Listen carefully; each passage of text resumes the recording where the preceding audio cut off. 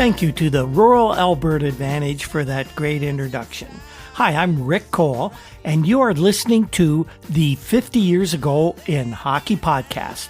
We come to you each week from the beautiful Niagara region of Ontario, Canada, bringing you all the hockey news and other sporting stories from 50 years ago.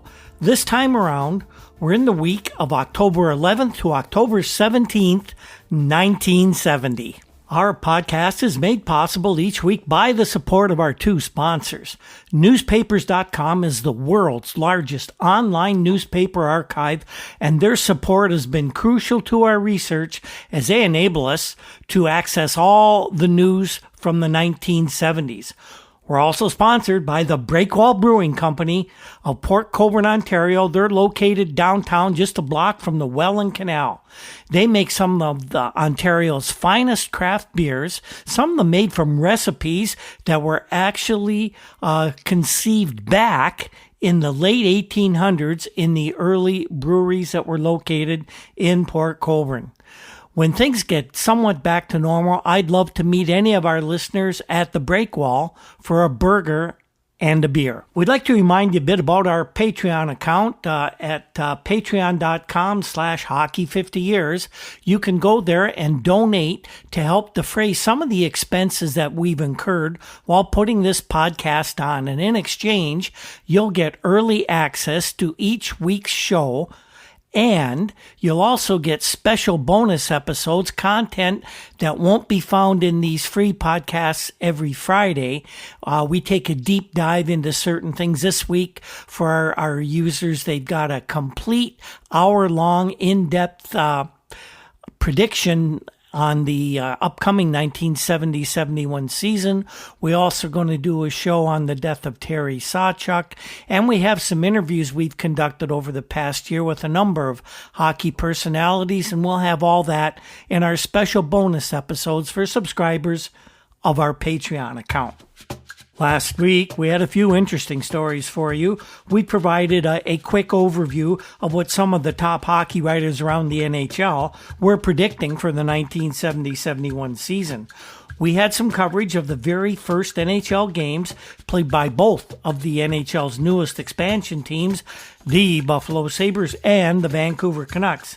And we saw some ominous signs that could signal some obstacles that may face new Detroit Red Wings coach Ned Harkness as he tries to remake the Red Wings in his own image.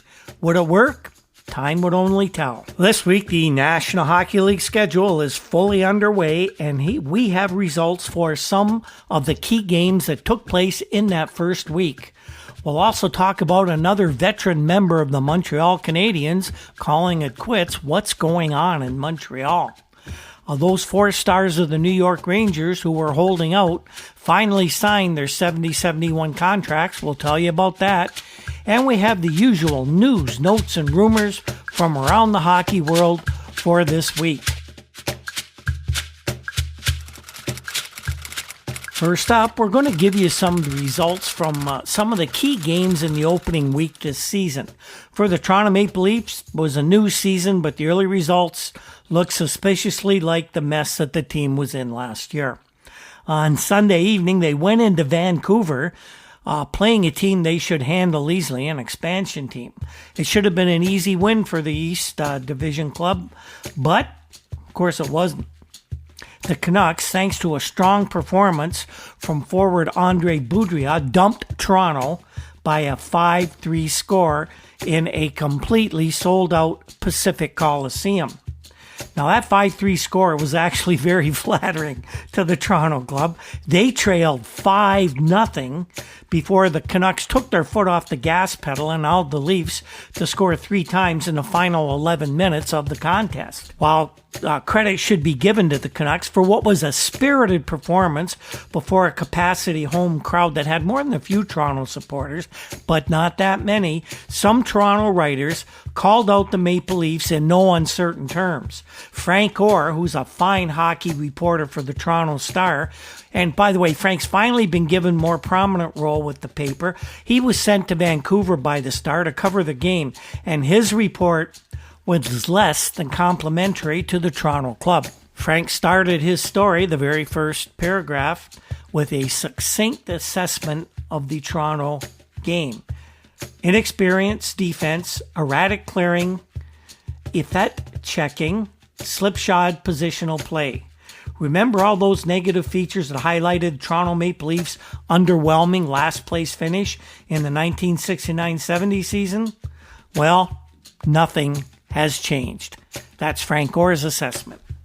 And he wasn't wrong. Frank went on to write that the Leafs' young defense of Brian Glennie, Ricky Lee, Jim Dorey, Brad Selwood showed a lot of desire in the game, but momentary hesitation while deciding what to do with the puck gave the Canucks the time required to eliminate the possibility of completing any type of play at all. Frequently, there was nothing the kid defenders could do because the Leaf forwards were not in position, weren't moving, didn't keep their feet moving, and were no way able to accept any of the passes they did make. Toronto coach Johnny McClellan, who looks more forlorn than any coach we've ever seen after a loss. They really hit Johnny hard. This was his comment on the game. I thought we were really worked up for the game, but we just had no zip. Vancouver played well and checked the hell out of us.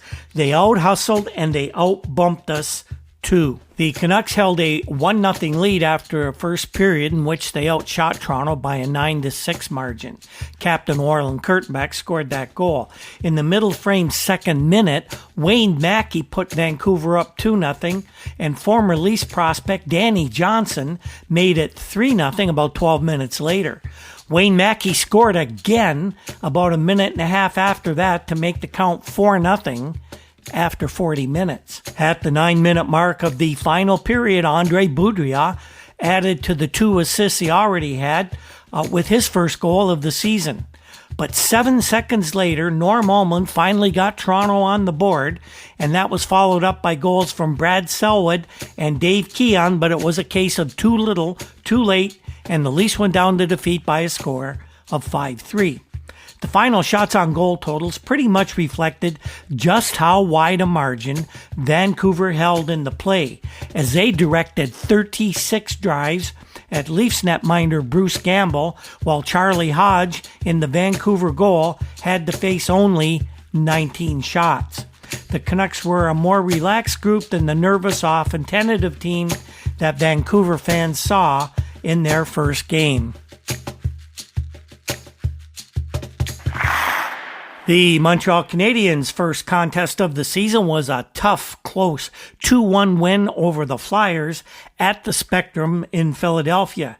The Habs could have amassed more goals if not for the superb goaltending of Philadelphia netminder Bernie Parent, who stopped 28 of 30 Montreal shots. The game was scoreless through the first 40 minutes of play as Parent and Montreal netminder Rogatchev Vachon matched each other save for save, with Parent having to make numerous timely stops. It wasn't until the 35-second mark of the final period that the match's first goal was scored by Mickey Redmond of the Canadiens. Bill Collins, who was probably, surprisingly, Montreal's best player because of his strong forechecking and outstanding penalty killing, made it 2-0 a few minutes later, and that was all she wrote. The Flyers did get one back thanks to the first National Hockey League goal by 31-year-old rookie defenseman Barry Ashby, but that was as close as the Flyers could get to making a game of it. Now, this one started out as a pretty rough affair, with referee Bruce Hood calling 10 first-period penalties, including fighting majors, to Montreal's Terry Harper and the Flyers' rookie Bob Kelly. But things calmed down after that quite a bit, with only 2 more minors called the rest of the game, and both of them went to the Flyers. That was probably to the Habs' advantage. They're a skilled team, a fast team, and they could probably be slowed down by a lot of bumping, especially with John Ferguson now gone. But that didn't happen, and the Canadiens held on to take that 2-1 victory. Another opening game was held at Boston Garden on Sunday evening. The Detroit Red Wings were the opposition to the Bruins, and Boston showed why they must be considered as Stanley Cup favorites once again. They cruised to a 7-3 trouncing of the Detroit squad. The The news wasn't all good for Boston, though. Their superstar defenseman, young Bobby Orr, was lost with an apparent leg injury in the second period, and he did not return. Orr left the game at the 8-minute mark when he was brought down by Big Frank Mahovlich. The Big M was penalized for kneeing on the play, but karma had her way with Frank as he was actually injured on the same play, and he left the game not to return as well. It was later determined Frank had a knee injury. Now, Orr's injury was described as a Charlie horse, and the Bruins declared it was nothing that was going to keep him out of the lineup for an extended period of time, but teams always say that until they know for sure. But for the Big M, that knee injury didn't look good, and the Red Wings thought they might be losing him for an extended period of time. The game really wasn't close, and the Wings didn't look like a very good hockey team, and they didn't look very different from the group that finished last season, despite everyone, including Ned Harkness, the coach, extolling the virtues of this new team and how they were hustling. Boston controlled the game, and they held a huge territorial advantage over the Wings, outshooting them 42-28. Don Marcotte scored 2 goals in a very industrious performance by the young winger.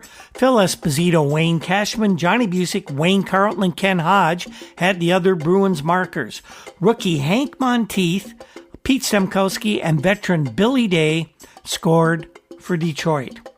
Jerry Cheevers put in a workmanlike night in goal for Boston, making the key saves on those few occasions when it was most necessary. As it turned out, Orr's injury didn't sideline him for any appreciable length of time at all. In fact, as the Bruins made their way to the West Coast for a couple of games in California, Bobby was in the lineup. And on Friday night at Oakland, before a crowd that was an amazingly complete sellout, in fact, they turned away 3,000 people, Orr was at his amazing best, scoring twice in a Boston win over the Golden Seals. Or up to Hodge. Here's Espo, center ice. Cashman's open. Espo to Cashman. Kick save. Goal! Bobby Orr scores his first goal of the new season. And it's 2-0 Boston. Orr, trailing the play, picked up the rebound right off the stick of Gary Smith, and he had the whole net to himself. Back to Orr. Orr, full tilt. Gets around Malloy. Moving through. Shot. Goal! It's 5-1 on a short-handed goal by Bobby Orr. Now let's get to the rest of the news and the notes this week, and there was a lot going on. Gordie Howe did as expected, open the season on defense for the Red Wings, although those who saw him as a rear guard described him more actually as a rover, playing a defense much in the manner that Bobby Orr does. And remember last week when we told you how new Wings coach Ned Harkness had been bragging how his Red Wing players were working so hard and hustling for him as if it were he that were providing the motivation? Well, Ned was singing a different tune by the end of this first week of the NHL season. Harkness' team was struggling with injuries to key players like Frank Mahovlich, Bob Bond, Gary Unger, Ron Harris, and lost to the Canadiens badly on Thursday. That was after that pasting the Bruins gave them on Sunday. Harkness refused to blame injuries for the Red Wings' poor play. He said that the Wings would have beaten Montreal if they had gotten a full effort from the players. Less than a full effort from a team in the first week of the season? Sounds, Ned, like this could be maybe a motivational thing. Jean Rattel and Vic Hadfield agreed to their 1970-71 contracts with the Rangers in time to play for the team in their opening night 3-1 loss to the St. Louis Blues. But in that game, Brad Park and Walter Tkachuk were still on the sidelines. They had not agreed to contracts.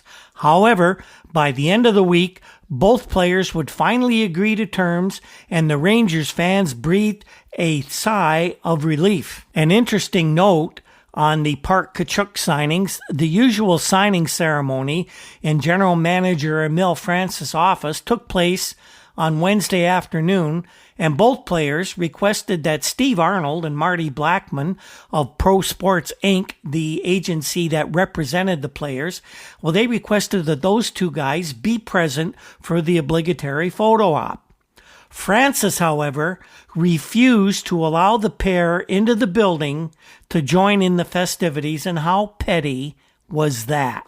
Actually, it was just another example of National Hockey League management showing that no matter what the players think, they still hold the hammer and they can influence as much of their lives as they want, and that was just Emil Francis' way of showing that he's still the boss.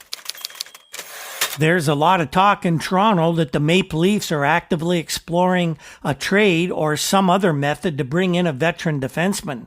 The Leafs' young blue line core is made up entirely of youngsters Jim McKenney, Rick Lee, Brad Selwood, Mike Pellick, and Brian Glennie. You can bet that if a veteran with anything left in the tank makes it either to the waiver wire or becomes available in a trade, General Manager Jim Gregory of the Leafs will be quick to make a phone call. Former Leafs captain George Armstrong retired, is back again and was back again in the Maple Leafs training camp, and he really looked like he could help this team who need a lot of help. As the week went on, however, he and Jim Gregory, the general manager, were unable to come to an agreement on a contract.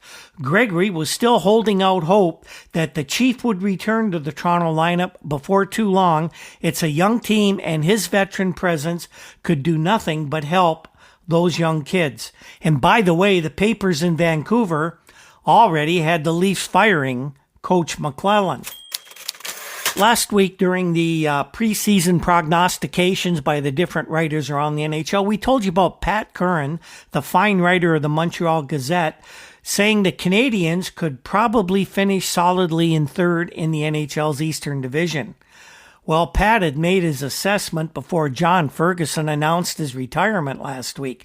And then, when veteran center Ralph Backstrom declared he was hanging up his skates as well this week, that caused Pat to further lower his Habs expectations, and he now lists the Canadiens as no better than fourth place in the Eastern Division. Curran, by the way, feels that Ralph Backstrom's retirement is completely due to his incompatibility with coach Claude Ruel, and that's not an unfamiliar theme for Montreal fans and their veteran players.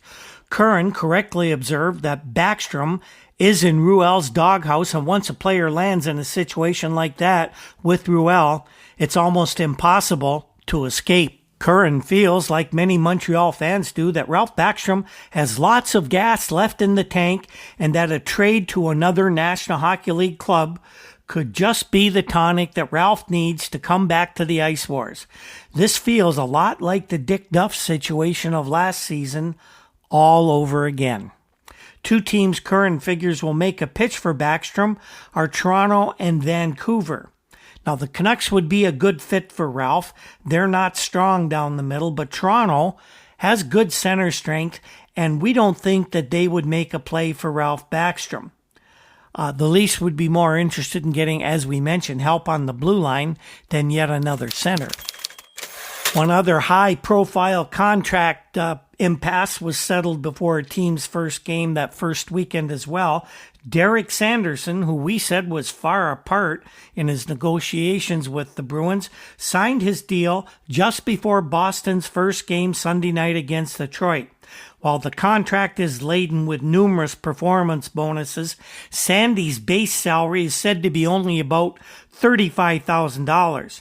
That's still more than double than what he made last year, but about half of what Sanderson figured he was worth to the Bruins. Even though he signed, Derek didn't dress in the Bruins' first game, as coach Tom Johnson correctly cited his obvious lack of conditioning, and he wanted him to work out a few days before putting him in an actual NHL game. A pleasant surprise for the St. Louis Blues in their opening 3-1 win over the Rangers was the play of center Chris Bordelot. Bordelot scored 2 goals against the Rangers, and Wally Cross of the St. Louis Post-Dispatch said that Bordelot is possibly blossoming into, quote, another Red Berenson. And we all know how red came to prominence after being traded to the Blues from the Rangers in 1967. Minnesota North Stars rookie defenseman Fred Barrett, with exactly 0 games of NHL experience, had this assessment of his first NHL match, which was against the Philadelphia Flyers. Now remember, this is a rookie after playing his first NHL game, talking about other NHL players who've been around for a while. Barrett said, "I really didn't know what to expect, but I was somewhat disappointed by some of the bush leaguers." He called guys bush leaguers. Fred said, "You expect to get hit with a stick now and then, but a few things went on out there Saturday that weren't major league. I got one stick right in the temple. I tried to push one guy out from in front of the net, and he hit me over the head with his stick. I thought it was an accident, but I learned in a hurry that it wasn't." Fred Barrett, young guy, inexperienced, could be letting himself in for a whole world of hurt when he plays the Flyers again next time and the bush leaguers show him how major leaguers effect retribution.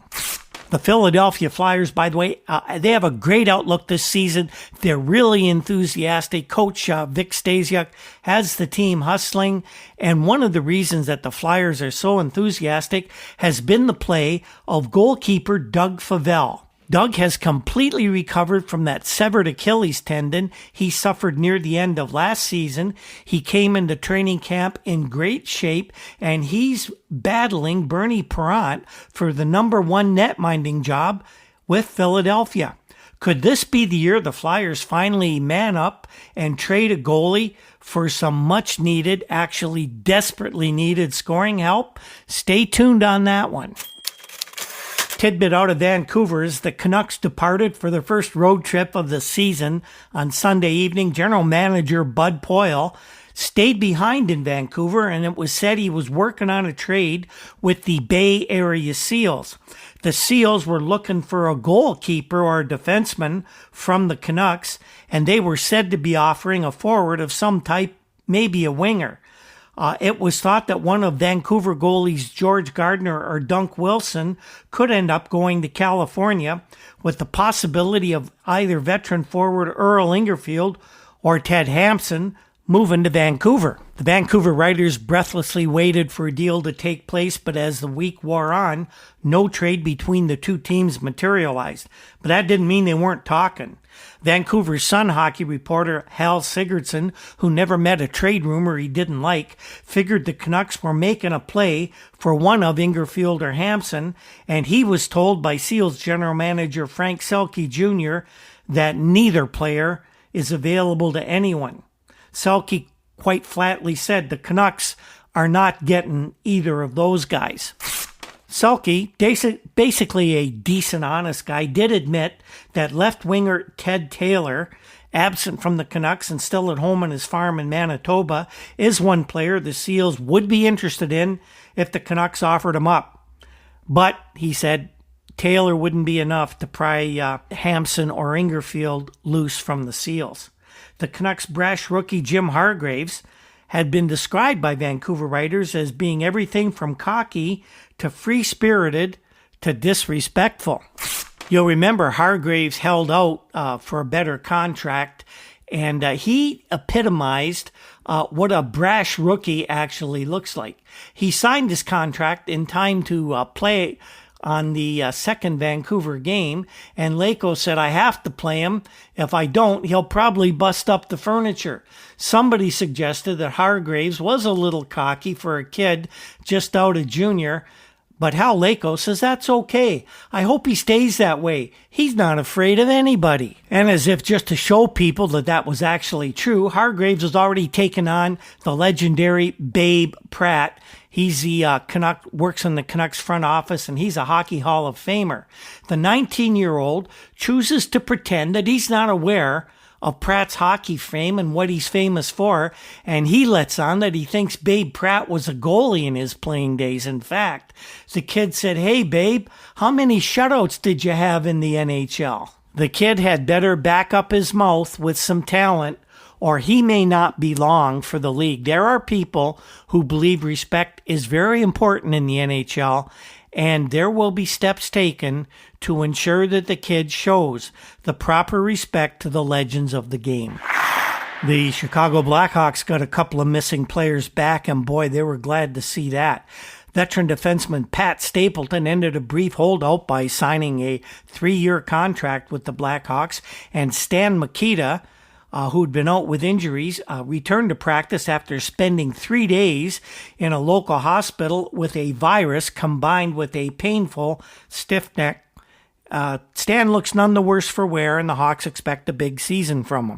Penguins are going to have a bit of a different look this season, and it starts in goal. And no, they haven't brought in any new goalkeepers. Les Binkley and Al Smith are still here, but Les Binkley, for the first time in his career, is wearing a mask in games. He's wearing the same model that Ernie Wakely of the Blues sports, and Les said that he's going to continue with the mask after wearing it in the Penguins' first game that he played.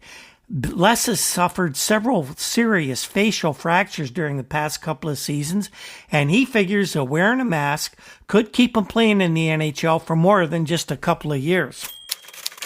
Buffalo Sabres general manager coach Punch Imlach announced that he had traded veteran center Howie Menard to the Oakland Seals in exchange for undisclosed future considerations. Courier Express hockey writer Charlie Barton, one of the best of them, speculated that those considerations could arrive in Buffalo quite soon in the form of forward Paul Andrea and defenseman Dick Mattiusi. Both of those players recently refused assignments by the Seals to the American Hockey League Providence Reds. The very next day after the Menard trade, veterans Phil Goyette and Don Marshall, Goyette's 37 and Marshall's 38, both announced that they are retiring from hockey. You'll remember they left the Sabres to return to their respective homes in Montreal. Well, Goyette and Marshall insist that money is not the issue, and that Punch Imlach had actually offered both of them sizable races. Goyette came right out and said he wants to spend more time with his young family, and you can't blame Phil for that. You'll remember that we told you about a proposed charter service that was going to take hockey fans from Alberta to Vancouver Canucks games all season. Well, for Sunday night's game against the Maple Leafs, 117 Alberta fans were in attendance. Each of them paid $65, leaving Edmonton, boarding a plane at 10:30 a.m., and then stopping for a brief layover in Calgary to pick up a few more fans before making the flight over the Rockies to the West Coast. The party arrived at Pacific Coliseum about an hour before game time, plenty of time to see the match begin. Roger Bourbonnais, who's a former Canadian national team player and is now an Edmonton lawyer, says that even at the exorbitant price of $65, the response from hockey fans in Alberta has been tremendous, and several more planned excursions are already sold out. Here's an interesting news item that bears watching as time goes on. According to National Hockey League President Clarence Campbell, a minor professional hockey league could replace junior hockey in Canada. Campbell did not rule out that possibility during a discussion this week on the problems of junior hockey as it relates to the NHL. Campbell said, "We don't like some of the aspects of the current administration." Campbell thinks they're running junior hockey in a very slipshod way, and he feels that if the professionals took over with profit in mind, that things would be better for everybody, and we'll just have to see how this unfolds as time goes on. Well, we called the Seals the Bay Area Seals a little earlier today. Well, guess what? By the end of the week, there were no more Bay Area Seals. In fact, Wednesday evening at a dinner for the sporting press in Oakland, Charles O. Finley, the owner of the Seals, declared that he has now renamed his hockey team once again, and they will now be known as the California Golden Seals. Golden in a hockey team name? Whoever thought of something silly like that? Interestingly, and as is usually the case with Charles O. Finley, there's a little more to the story. Finley, apparently a week before this, had called the San Francisco Examiner newspaper to leak to them the scoop that there was an impending name change for the Seals. He said he was going to rename the club, according to the report in the Examiner.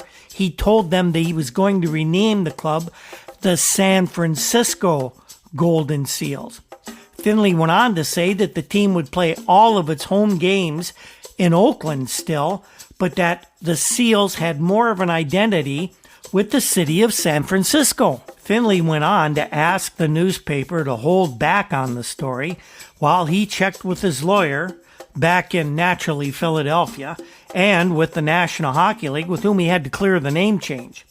He promised the Examiner the exclusive story and the scoop when the change was made public. However, Charlie then reneged on that deal and announced it at the Wednesday evening dinner, surprising everybody, including the hockey writers for the San Francisco Examiner.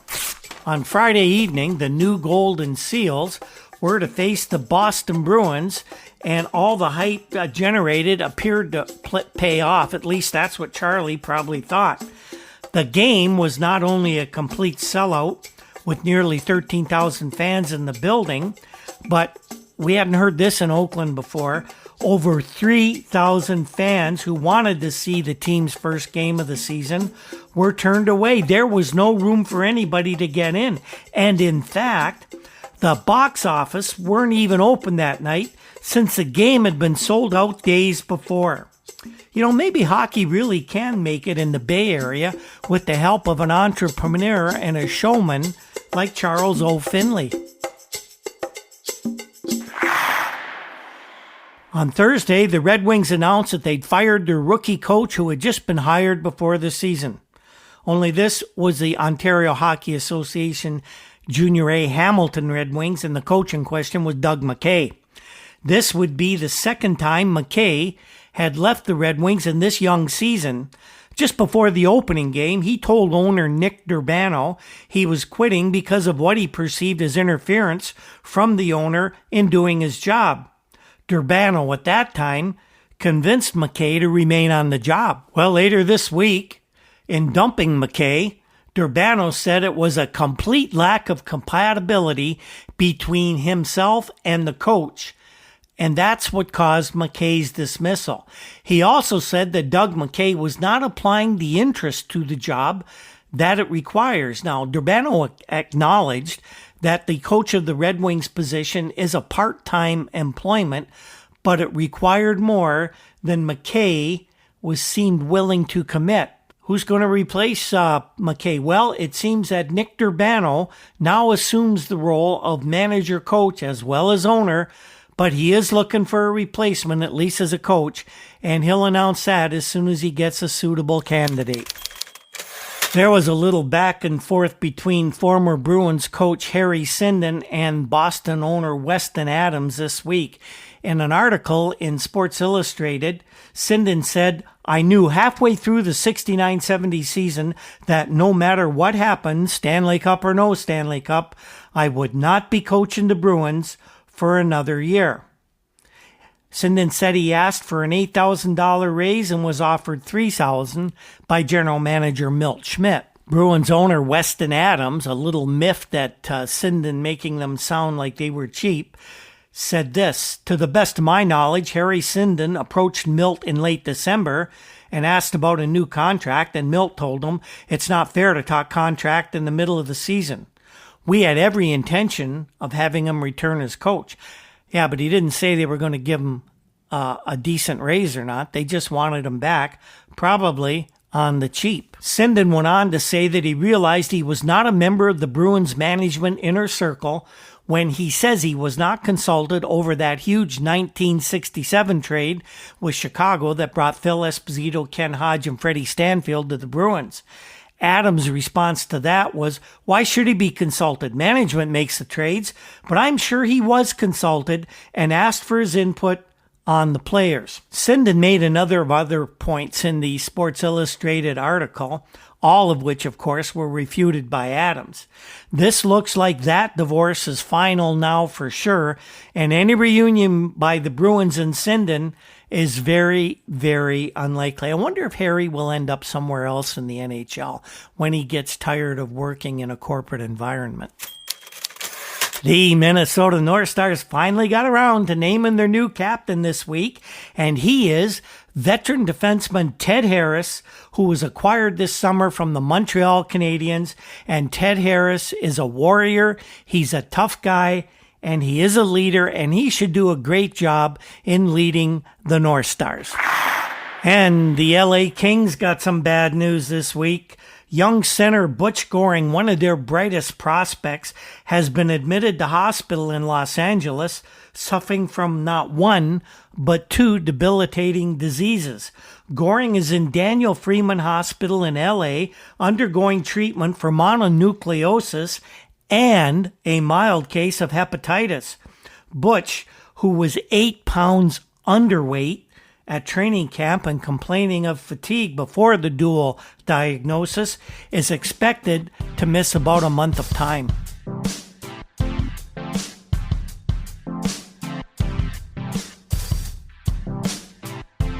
And this first full week of the National Hockey League season ended much as it began, at least for the Toronto Maple Leafs, in a game what probably you could consider a microcosm of their entire season. Saturday evening at Maple Leaf Gardens, the Leafs took on the powerful New York Rangers. The game started well for Toronto with an early great save by goalie Jacques Plante, giving Gardens fans hope that the net-minding in Toronto might just be improved enough to make the Leafs competitive and maybe even fight for a playoff spot. Hellman lost the draw to Waller Kachuk, deep below, and gets it back to the blue line. Harkness shoots it. Oh, and Jack Plante did the splits and picked that puck up with his left hand right off his right toe. And then just a few minutes later, the Maple Leafs opened the scoring on a great 2-on-1 play engineered by Ron Ellis and finished by an opportunistic Paul Henderson. Here's the chance for Ellis. Going down with Henderson. One man back. They're over the line. Ellis closing in to Henderson. He shoots it. Goal!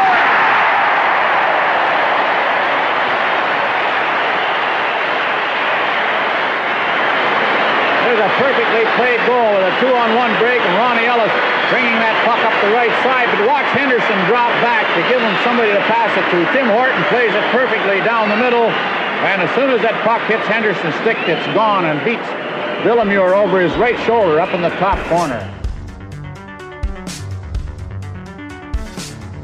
And that, everyone, is our show for this week. That's the news we have for you. And what did we learn in this first full week of the National Hockey League 1970-71 season? Well, we learned that yet another Montreal Canadiens veteran would rather retire than play for the Habs, and this player definitely was one that was not getting along with coach Claude Ruel.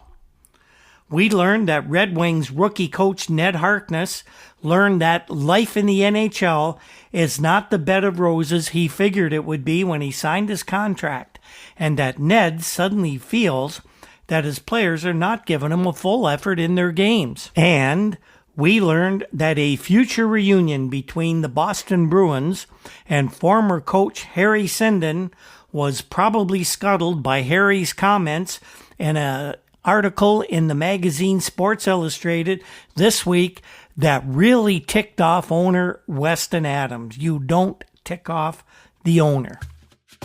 Next week, we have a lot of news for you as well. We'll have a great look at how the city of Buffalo welcomed the NHL as the Sabres had their home opener in Memorial Auditorium.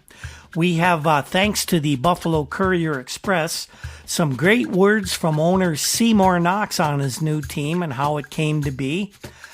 There's a veteran, old, retired Buffalo sports writer that will talk about some of the early days in the city of Buffalo as far as hockey went. And we'll have some history on the Sabres home Memorial Auditorium. We also have news on some of the dysfunction around the Oakland Seals. amid rumors that general manager Frank Selke Jr. was going to be shown the door by owner Charles O. Finley. And we have some details on all the key games of the week, plus much, much more. The 50 Years Ago in Hockey podcast is produced by Andy Cole, and we can't thank him enough for all his hard work. Andy is a true professional, and if you have a podcast that you think could use his obvious skill, let me know and I'll see if he has time to help you out. The very popular Juno-nominated Toronto indie rock group, the Rural Alberta Advantage, provides our introduction music, and if you ever hear them live, or get a chance to hear them live, take advantage of it. We have news that they are now in the studio, socially distanced of course, making some great new music, and we can't wait to hear what that's going to be like. Our other musical pieces and sound effects are by Andy Cole as well in the podcast. Our research comes from files from the Toronto Star, the Toronto Globe and Mail, and of course, the many publications found at newspapers.com. You can find us on Twitter at Hockey50Years. We have a Facebook page under 50 Years Ago in Hockey. We also have a WordPress site, Hockey50yearsago.com, where we have news about this account. And of course, we're now on YouTube as well. This podcast, of course, is available wherever you download your favorite podcasts. And we thank to everyone who tunes into our show each week. This National Hockey League 1970-71 season is already starting out and promises to be a great year, one of the historic seasons, and we'll be with you all the way on that. And on that note, we will see you next time. When the